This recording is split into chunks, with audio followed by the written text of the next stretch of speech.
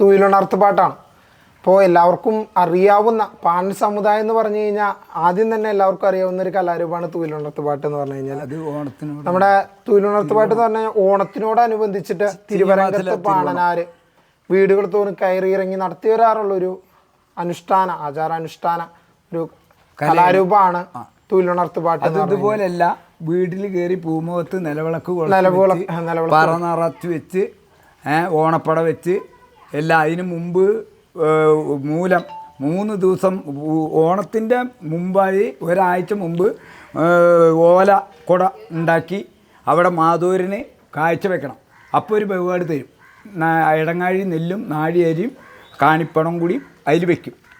അത് ഉപജീവന മാർഗ്ഗമാണ്. അപ്പോൾ ഈ കുട ഈ മാധൂരിന് വെച്ച് കഴിഞ്ഞാൽ ഈ കുട ആ വീട്ടിലത്തെ തമ്പരാക്കന്മാർക്കോ കുട്ടികൾക്കോ ആർക്ക് വേണമെങ്കിലും ഉപയോഗിക്കാൻ പറ്റും. കാരണം അന്ന് ശീലക്കുടയില്ല, അന്ന് ഉള്ള കുട പട്ടക്കുടയാണ്. കാലിക്കുട ഉണ്ട്, കുണ്ടൻ കുട ഉണ്ട്. പണിക്കാർക്ക് തൊപ്പിക്കുടയും കുണ്ടൻ കുടയും, സ്ത്രീകൾക്ക് കുണ്ടൻ കുട, പുരുഷന്മാർക്ക് തൊപ്പിക്കുട വെച്ച് കിളച്ച കന്നുകൂട്ട ഒക്കെ പറ്റും. കാരണം അത് തൊപ്പി പോലെ അവിടെ ഇരുന്നോളും, പക്ഷെ മഴ കൊള്ളില്ല. പിന്നെ തമ്പരാക്കന്മാർക്ക് തമ്പുരേട്ടിമാർക്ക് അമ്പലത്തിൽ പോകാനൊക്കെ വട്ടക്കുട വലുത്, അത് കാലിക്കുടയാണ്. പിന്നെ കുട്ടികൾക്ക് സ്കൂളിൽ പോകാൻ ചെറിയ കുട.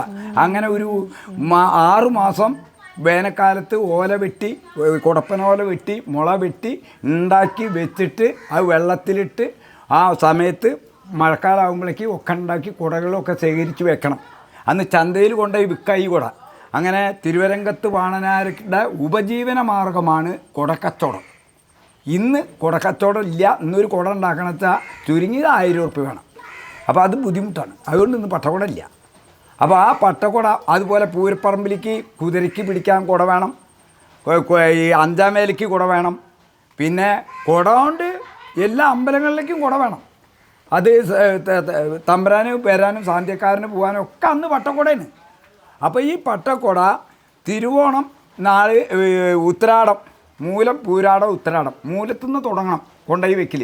എന്നിട്ട് അവിടുന്ന് എഴുത്ത് വാങ്ങണം. ആ വീട്ടിൽ നിന്ന്, ആ വീട്ടിൽ എത്ര ആൾക്കാരുണ്ട് ആ ആൾക്കാരുടെ എഴുത്തും നാളും പേരും ഒക്കെ വാങ്ങി പേര് വാങ്ങണം. ഇത്ര ആളുടെ പേരും പറയണം. ആ പേരെടുത്ത് പാടും. അത് സമ്മാനപ്പാട്ട് പോലെയാണ് പാടുക. അത് ഭഗവാനെ ഉണർത്തി കഴിഞ്ഞിട്ടാണ് സമ്മാനപ്പാട്ടിലേക്ക് കിടക്കുമ്പോഴാണ് ആ പാട്ട് പാടുക. അപ്പോൾ വീട് ഉണരും, വീട് ഉണർത്തുക, നാട് ഉണർത്തുക, വീട്ടുകാരെ ഉണർത്തുക, ഉണ്ണികളെ ഉണർത്തുക. അതാണ് ആ പാട്ടിൻ്റെ ചുരുക്കം. ഭഗവാനെ ആദ്യം ഉണർത്തണം. അപ്പൊ തിരുവരങ്കത്ത് ഇതിന്റെ ഐതിഹ്യം എന്ന് പറഞ്ഞു കഴിഞ്ഞാല് ചൂതുകളിക്കിടയിൽ അടക്ക കൊടുത്തിട്ട് ചിരക്കടക്ക കൊടുത്തിട്ട് ബോധം കെട്ട് വീഴാണ് ശിവൻ. അപ്പോൾ ശിവനെ ഉണർത്താൻ ഭൂതഗണങ്ങള് തേടിപ്പോണത് ഭൂതഗണങ്ങളെ വിടാണ് തിരുവരങ്കന്റെ വീട്ടിക്ക്. അപ്പോൾ എല്ലാ തുയിലുണർത്ത് പാട്ടിലും പറയുന്നത് എന്താന്ന് വെച്ച് കഴിഞ്ഞാൽ ഒരു ഭാഗം പറയാതെ പോകുന്നുണ്ട്. ആദ്യം തന്നെ ഇത് പാണന്റെ സങ്കടങ്ങളാണ് പാണൻ പറയുന്നത് തുയിലുണർത്ത് പാട്ടിൽ. അതായത് ഭൂതഗണങ്ങള് പാണന്റെ അടുത്തേക്ക് പോകുമ്പോൾ പാണൻ പറയുന്നുണ്ട് എൻ്റെ ഇല്ല, കെട്ടിയത് ഒരു പൊട്ടീനാണ്, പിറന്നത് ഒരു പെൺകുഞ്ഞ്, തുടിയില്ല തുടിക്കോലില്ല അടിയനെ പറഞ്ഞിട്ടാണ് ഈ തുയിലുണർത്ത് പാട്ട് തുടങ്ങുന്നത്. പക്ഷെ കലോത്സവങ്ങളിലൊന്നും അത് എടുക്കാതെ നേരിട്ടിട്ട് അങ്ങനെയാണുള്ളത്. അരകര അരകരോ അരകര